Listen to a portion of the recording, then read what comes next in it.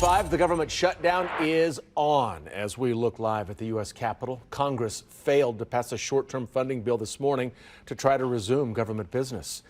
And those decisions, or lack thereof, could have a real impact here in Kansas City. KCTV5's Gianni Navarro joins us now after speaking with those who could be directly affected. Gianni?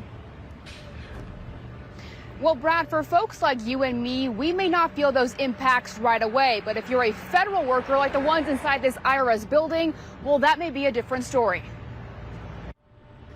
It's the first official day of the federal government shutdown, and it's hitting close to home in Kansas City. Employees should not be used as pawns in this political game. A budget has to be passed the same time every year. The biggest impacts could be felt by federal workers like the IRS. We have husbands and wives that both work in here. They're both depending on federal incomes.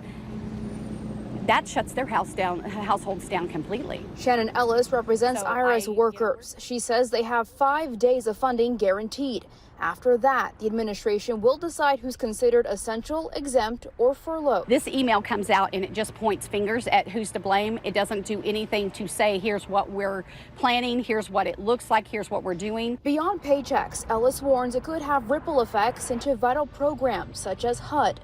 When you visit HUD's website, this message pops up.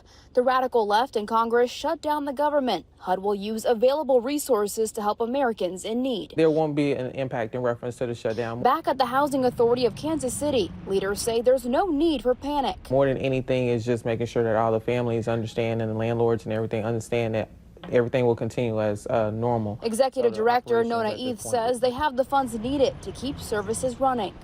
Serving over 8,000 people. She says she's not worried. That is the message I'm sending them right now, that there is no issue in reference to our operations, that funding is available for us to continue to provide them assistance.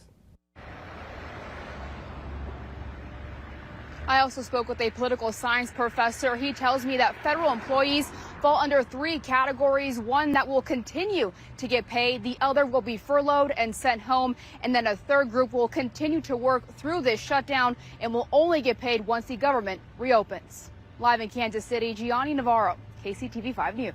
Gianni, thank you for spelling out what this means for our community. Live at 5.